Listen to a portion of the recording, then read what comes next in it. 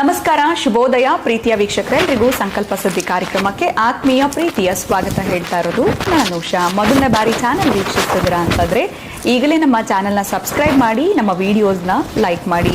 ಪ್ರತಿಯೊಂದು ವಿಡಿಯೋಸಲ್ಲಿ ಕೂಡ ಸಾಕಷ್ಟು ಉಪಯುಕ್ತವಾಗಿರುವಂತಹ ವಿಚಾರಗಳು, ವೇದ, ಶಾಸ್ತ್ರ, ಪುರಾಣ, ಜ್ಯೋತಿಷ್ಯ, ವಾಸ್ತು, ಯಾವುದೇ ರೀತಿಯಾಗಿರುವಂತಹ ಸಮಸ್ಯೆಗಳಲ್ಲಿ ಸರಳವಾಗಿರುವಂತಹ ರೆಮಿಡೀಸ್ನ ತಿಳಿಸ್ಕೊಡುವಂತಹ ಸ್ಪಿರಿಚುವಲ್ ಗುರು ಡಾಕ್ಟರ್ ವಿಷ್ಣುದತ್ತ ಗುರುಜಿ ಅವರಿದ್ದಾರೆ. ಬನ್ನಿ ಗುರುಗಳನ್ನ ಇವತ್ತಿನ ಸಂಕಲ್ಪ ಸಿದ್ಧಿ ಕಾರ್ಯಕ್ರಮಕ್ಕೆ ಬರಮಾಡ್ಕೊಳ್ಳೋಣ. ನಮಸ್ತೆ ಗುರುಗಳೇ, ಶುಭೋದಯ. ಕಾರ್ಯಕ್ರಮಕ್ಕೆ ಭಕ್ತಿಯ ಸ್ವಾಗತ. ಗುರುಗಳೇ, ಪಂಚಾಂಗ ನೋಡಿದಾಗ 2 ವಿಚಾರಗಳು. ಇವತ್ತು ನನಗೆ ಶ್ರೀ ಪಂಚಮಿ ಅಂತ ಇತ್ತು. ಇನ್ನು ಸದ್ಯದಲ್ಲೇ ಏನಾದರೂ ಹಬ್ಬಗಳು ಬರ್ತಾ ಇದೆಯಾ ನೋಡೋಣ, ಅದ್ರ ಕುರಿತಾಗಿ ಪ್ರಶ್ನೆ ಕೇಳೋಣ ಅಂದ್ಕೊಂಡಾಗ 25ನೇ ತಾರೀಕು ರಥಸಪ್ತಮಿ ಅಂತ ಇತ್ತು ಗುರುಗಳೇ, ಕ್ಯಾಲೆಂಡರ್ ನೋಡಿದಾಗ. ಸೊ ಈ ಒಂದು ರಥಸಪ್ತಮಿ ದಿವಸ ಏನಾದರೂ ಮಾಡುವಂಥ ವಿಚಾರಗಳು ಅಥವಾ ಕೆಲಸಗಳು ಹೇಗೆ ಇದರ ಒಂದು ಆಚರಣೆ ಮಾಡಬೇಕಾಗತ್ತೆ, ಇದ್ರ ಬಗ್ಗೆ ತಿಳಿಸ್ಕೊಟ್ರೆ ಏನಾದರೂ ಸಿದ್ಧತೆಗಳು ಮಾಡ್ಕೊಳ್ಳೋಂಗಿದ್ರೆ ನಮಗೂ ಮಾಡ್ಕೊಳ್ಳೋದಕ್ಕೆ ಅನುಕೂಲ ಆಗುತ್ತೆ ಗುರುಗಳೇ. ಇನ್ನು 2 ದಿವಸ ಮುಂಚಿತವಾಗಿ ತಿಳಿಸ್ದಾಗುತ್ತೆ. ಓಂ ವಿಶ್ವಸ್ಮೈ ನಮಃ.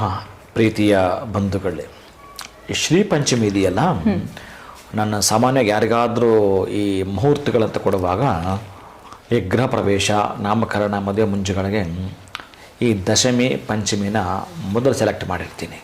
ಆ ತಿಥಿಗಳ ಬಗ್ಗೆ ನಮಗೆ ಗೊತ್ತಿರುತ್ತೆ. ಅದರಲ್ಲೂ ಶ್ರೀ ಪಂಚಮಿ ಅದ್ಭುತ.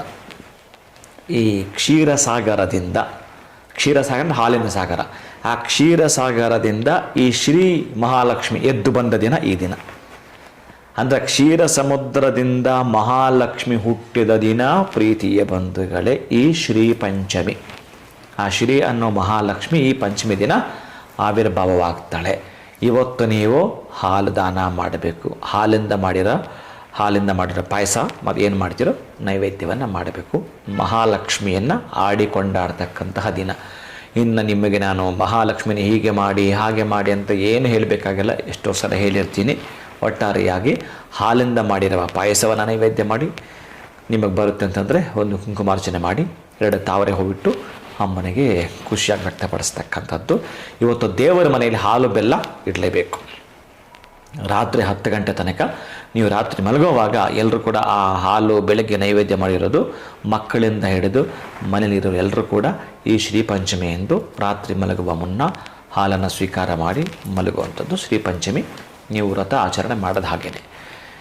ಇನ್ನು ನೀವು ಕೇಳಿದ್ದ ರಥಸಪ್ತಮಿ. ರಥ ಸಪ್ತಮಿ. ರಥ ಸೂರ್ಯನದ್ದು ಏಕಚಕ್ರ. ಅವನ ರಥಕ್ಕೆ ಸಪ್ತ ಅಂದರೆ 7 ಕುದುರೆಗಳು. 7 ಕುದುರೆಗಳೊಂದಿಗೆ ಒಂದೇ ಒಂದು ಚಕ್ರದ ರಥವನ್ನು ಓಡಿಸ್ಕೊಂಡು ಯಾರೋ ಅರುಣ ಅನ್ನೋವನ್ನು ಓಡಿಸಿಕೊಂಡು ಮಹಾನುಭಾವನಾಗಿರೋ ಸೂರ್ಯ ಕೂತಿರ್ತಕ್ಕಂಥದ್ದು ಅವನು ಹುಟ್ಟಿದ ದಿನ, ಸೂರ್ಯನಾರಾಯಣ ಹುಟ್ಟಿದ ದಿನ ಈ ಒಂದು ಅದ್ಭುತವಾದ ದಿನ. ಇಲ್ಲಿ ಒಂದು ಕತೆ ಬರುತ್ತಿದ್ರಲ್ಲಿ ಸೂಕ್ಷ್ಮವಾಗಿ ಚಿಕ್ಕದಾಗಿರೋಂಥದ್ದು. ಅದು ಕೃಷ್ಣ ಹೇಳ್ತಾ ಇರೋದು. ಕೃಷ್ಣ ಹೇಳುವಂಥ ಕತೆ, ಕಾಂಬೋಜ ದೇಶದಲ್ಲಿ ಯಶೋಧರ್ಮ ಅನ್ನೊಬ್ಬ ರಾಜನಿದ್ದ. ಆ ಯಶೋಧರ್ಮನಿಗೆ ಬಹಳ ವರ್ಷಗಳು ಮಕ್ಕಳಿರಲಿಲ್ಲ. ಆ ಮಕ್ಕಳು ಇಲ್ಲ ಅಂದಿದ್ರೂ ಪರವಾಗಿಲ್ಲ, ಹಂಗೋ ಹೆಂಗೋ ನಡೆಯುತ್ತೆ. ಅತ್ಲಾಗೆ ಹೆಂಗೋ ಒಂದು ಅಷ್ಟು ವರ್ಷಗಳಾದ್ಮೇಲೆ ಹುಟ್ಟಿದ ಕೂಡಲೇ ಮುದುಕನ ಥರ ಹುಟ್ಟಿದಾನೆ. ಹುಟ್ಟಿದಾಗಲೇ ಮುದುಕ.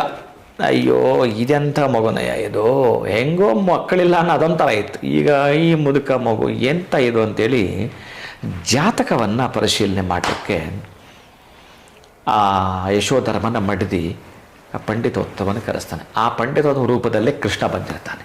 ಆ ಕೃಷ್ಣ ಹೇಳ, ನೋಡಮ್ಮ, ಇವನ ಜಾತಕವನ್ನು ವೀಕ್ಷಣೆ ಅಂತ ಮಾಡಿದರೆ ಹಿಂದಿನ ಜನ್ಮದಲ್ಲಿ ಇವನೊಬ್ಬ ದೊಡ್ಡ ಪರಮ ಲೋಭಿ.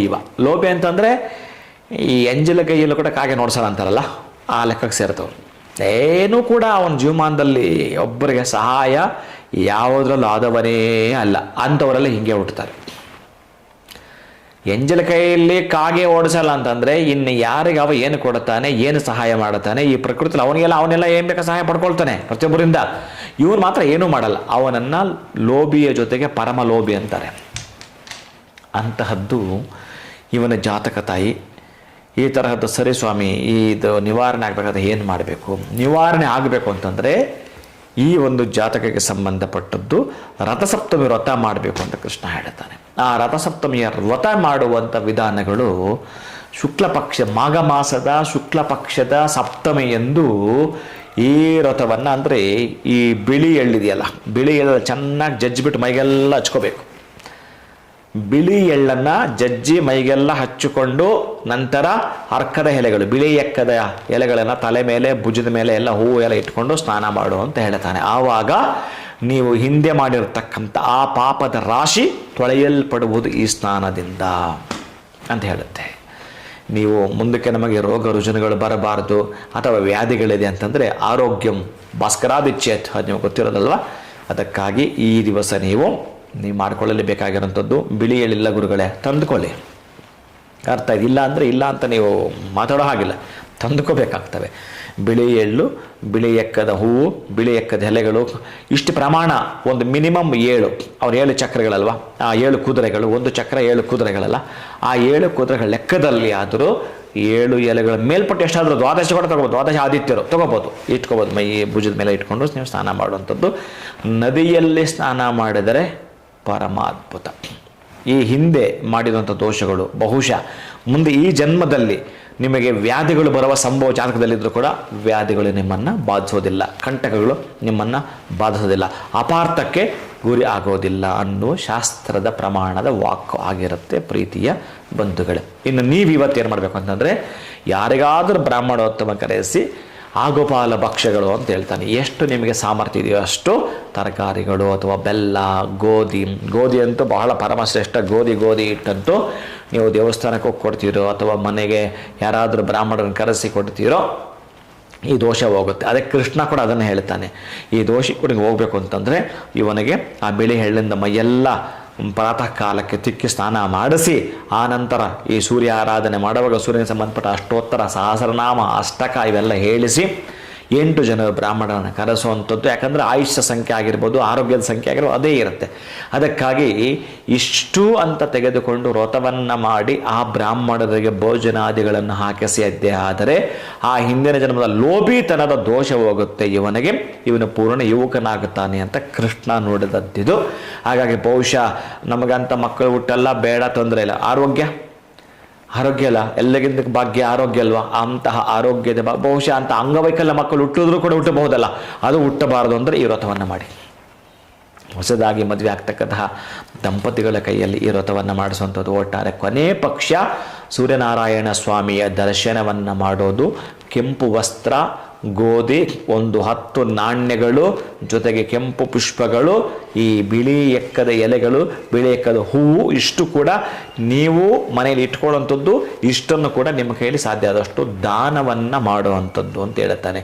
ಒಟ್ಟಾರೆಯಾಗಿ 7 ಕುದುರೆಗಳು ಹೇಗೆ ಆ ರಥವನ್ನು ಹಿಡಿದು ಎಳ್ಕೊಂಡು ಹೋಗ್ತಿರ್ತಾವೋ, ಆ ಒಂದು ಕಾಲಚಕ್ರಕ್ಕೆ ಸಂಬಂಧಪಟ್ಟಾಗಿರ್ತಕ್ಕಂತಹ ರಥಗಳು 7 ಹೇಗೆ ತುಂಬ ಸ್ಪೀಡು ಓಡ್ತಿರ್ತವೋ, ಹಾಗೆ ನಿಮ್ಮ ಜೀವನ ಸುಖ ಸೌಖ್ಯವಾಗಿ ಓಡಬೇಕು ಅಂತಂದರೆ ಕನಿಷ್ಠ ಪಕ್ಷ 7 ಪದಾರ್ಥಗಳು ನಾನು ಹೇಳ್ತಾ ಇದ್ದೀನಲ್ಲ, ಬೆಲ್ಲದಿಂದ ಹಿಡಿದು, ಗೋಧಿಯಿಂದ ಹಿಡಿದು, ವಸ್ತ್ರದಿಂದ ಹಿಡಿದು, ತರಕಾರಿಗಳ ಹಣ್ಣು, ಒಟ್ಟಾರೆ ಒಂದು 7 ವಿಧದ ಈ ಒಂದು ತರಕಾರಿ ಹಣ್ಣುಗಳನ್ನು ಕೊಟ್ಟು ಸಮಾಧಾನ ಪಡಿಸ್ತಕ್ಕಂದ್ರೆ ತೃಪ್ತಿಪಡಿಸುವಂಥದ್ದನ್ನು ಮಾಡಿದರೆ ಬಹುಶಃ ಪೂರ್ಣ ಆರೋಗ್ಯವಂತರಾಗುವಂಥದ್ದು ಕೂಡ ನಿಮಗೆ ಗೊತ್ತಿರುತ್ತೆ. ಪ್ರಾತಃ ಕಾಲಕ್ಕೆ ಸರ್ವಶ್ರೇಷ್ಠ. ಸೂರ್ಯ ಉದಯ ಆಗಲಿಕ್ಕೆ ನೀವು ಸ್ನಾನ ಮಾಡಿಕೊಂಡು ಆ ಸ್ವಾಮಿಯ ಕೊನೆ ಪಕ್ಷ ಮನೆಯಲ್ಲಿ ಒಂದು ಅಷ್ಟೋತ್ತರ ಹೇಳಿ. ಆಗಲ್ಲ ಗುರುಗಳೇ, ನಾನು ಅಷ್ಟ ಆರೋಗ್ಯ ಇಲ್ಲ ಅಂತಂದರೆ ಓಂ ಶ್ರೀ ಗೃಣಿ ಸೂರ್ಯಾಯ ನಮಃ ಅನ್ನೋ ಮಂತ್ರದಿಂದ ಹಿಡಿದು, ಇನ್ನು ಆದಿತ್ಯ ಹೃದಯ ಇದೆಯಲ್ಲ, ಪ್ರಾತಃ ಕಾಲಕ್ಕೆ ಎಳಲೇಬೇಕಾಗಿರುವಂಥದ್ದು. ಆದಿತ್ಯ ಹೃದಯವನ್ನಂತೂ ಕೂಡ ರಾಮ ಯುದ್ಧ ಇನ್ನೇನು ಓಡೋಗುವಂಥ ಸಂದರ್ಭ, ಬಹುಶಃ ಸೋತೋಗುವಂಥ ಸಂದರ್ಭ, ಅಂಥ ಸಂದರ್ಭದಲ್ಲಿ ಒಬ್ಬ ಋಷಿಯ ಆಜ್ಞೆಯ ಮೇರೆಗೆ ಈ ಆದಿತ್ಯ ಹೃದಯವನ್ನು ಶ್ರೀರಾಮಚಂದ್ರ ಪ್ರಭು ಪಾರಾಯಣ ಮಾಡಿ ವಿಜಯವನ್ನು ಜಯಿಸ್ತಾನೆ. ಅಂತಹದ್ದು ಸೂರ್ಯನ ಆರಾಧನೆ.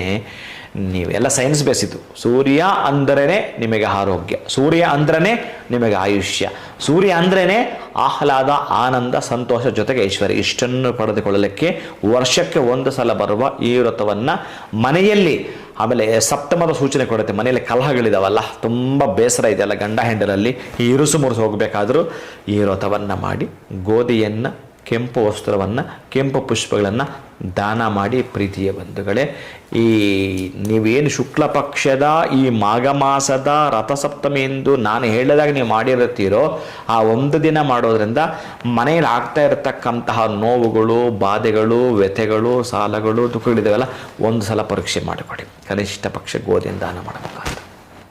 ಇನ್ನು ಗೋಧಿಯಿಂದ ಮಾಡಿರ್ತಕ್ಕಂಥ ಪಾಯಸವನ್ನು ನೈವೇದ್ಯ ಮಾಡಿ ಸೂರ್ಯನಿಗೆ ತೋರಿಸುವಂಥದ್ದು. ಮಕ್ಕಳಾಗಿದ್ದರೆ ಸೂರ್ಯನಿಗೆ ಒಂದು ತಾಮ್ರದ ತಂಬಿಗೆಯಲ್ಲಿ ನೀರು ಹಾಕ್ಕೊಂಡು ಒಂದಷ್ಟು ತುಳಸಿಯನ್ನು ಹಾಕ್ಕೊಂಡು ದೇವರಿಗೆ ಅರ್ಘ್ಯವನ್ನು ಕೊಡುವಂಥದ್ದು. ಇಷ್ಟನ್ನು ಮಾಡ್ತಾ ಬಂದರೆ ವಿದ್ಯಾರ್ಥಿ ಲಭತೆ ವಿದ್ಯಾಂ, ಧನಾರ್ಥಿ ಲಭತೆ ಧನಂ, ಸೂಕ್ಷ್ಮದಲ್ಲಿ ಮೋಕ್ಷವನ್ನು ಬಯಸ್ತಕ್ಕಂತಹದ್ದು. ಯಾರಿಗೆ ಯಾವುದು ಬೇಕೋ ಅದನ್ನು ಕೊಡ್ತಕ್ಕಂತಹದ್ದು.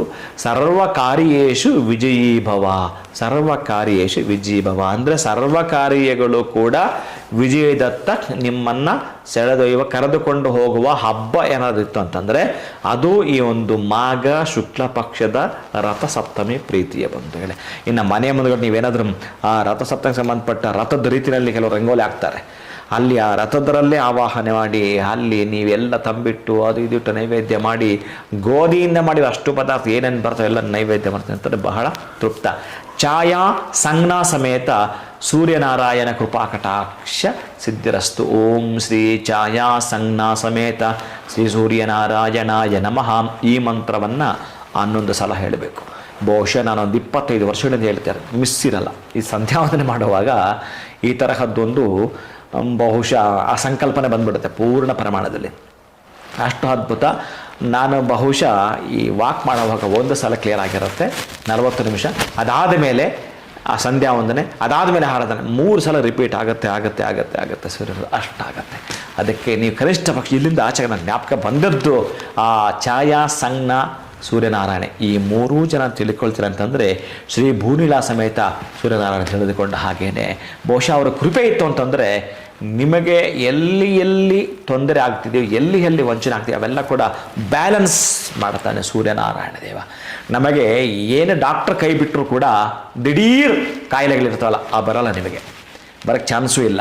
ಬಂದರೂ ಅಷ್ಟೇ ಬೇಗ ಸೂರ್ಯನಾರಾಯಣ ನಮಗೆ ವ್ಯವಸ್ಥಿತವಾಗಿ ಹೇಗೋ ಗೊತ್ತಿಲ್ಲದ ರೂಪದಲ್ಲಿ ಆ ವ್ಯಾಧಿಯನ್ನು ಶಮನ ದಮನ ಮಾಡ್ತಕ್ಕಂಥದ್ದು ಈ ಶಕ್ತಿ ಆ ಕಿರಣಗಳು. ಯಾಕಂದರೆ ಇಲ್ಲಿಂದ ಆಚೆಗೆ ಮೊನ್ನೆ ನಾವು ಏನು ಮಕರ ಸಂಕ್ರಮಣ ಮಾಡಿದ್ವಿ ಅಲ್ಲಿಂದ ಆಚೆಗೆ ಸೂರ್ಯ ಭೂಮಿಗೆ ಹತ್ತಿರ ಆಗಿರುತ್ತಾನೆ. ಅವನ ಕಾಂತೀಯ ಆ ಕಿರಣಗಳು ನಮಗೆ ಚಿನ್ನದ ಕಿರಣಗಳು ಮಾರ್ಪಡ್ತವೆ. ನೀವು ಅವನನ್ನು ತೃಪ್ತಿಯನ್ನು ಪಡಿಸಿದಾಗ ಅವ ನಿಮ್ಮನ್ನು ಸಂತೃಪ್ತಿ ಪಡಿಸ್ತಕ್ಕಂಥ ದಿನ ಈ ರಥಸಪ್ತಮಿಯ ದಿನ ಪ್ರೀತಿಯ ಬಂಧುಗಳೇ. ಆ ಎಳ್ಳು ಕೂಡ ದಾನ ಮಾಡಿ. ಬಿಳಿ ಎಳ್ಳು, ಬಿಳಿ ಎಕ್ಕದ ಎಲೆಗಳು. ಪಾಪ ಯಾರೋ ರುದ್ರ ಇರ್ತಾರೆ, ಅವ್ರಿಗೆ ಹೋಗಿ ತೊಗೊಂಬರೋಕ್ಕಾಗಲ್ಲ.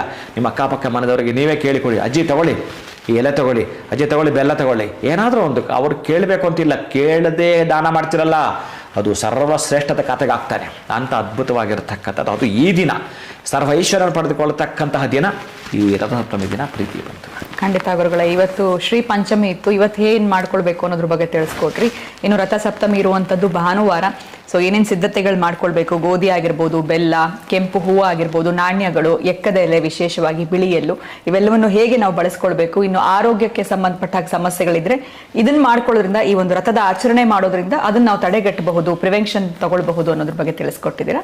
ಧನ್ಯವಾದಗಳು ತಮಗೆ. ನಮಸ್ಕಾರ. ಹರೇ ಶ್ರೀನಿವಾಸ. ಇನ್ನು ರಥಸಪ್ತಮಿಯ ಆಚರಣೆ ಹೇಗೆ ಮಾಡಬೇಕು ಅನ್ನೋದ್ರ ಬಗ್ಗೆ ಇವತ್ತಿನ ವಿಡಿಯೋನಲ್ಲಿ ಗುರುಗಳು ತಿಳಿಸ್ಕೊಟ್ಟಿದ್ದಾರೆ. ವಿಡಿಯೋನ ಮುಗಿಸುವಂತಹ ಸಮಯ ಆಗಿದೆ. ನಮಸ್ಕಾರ.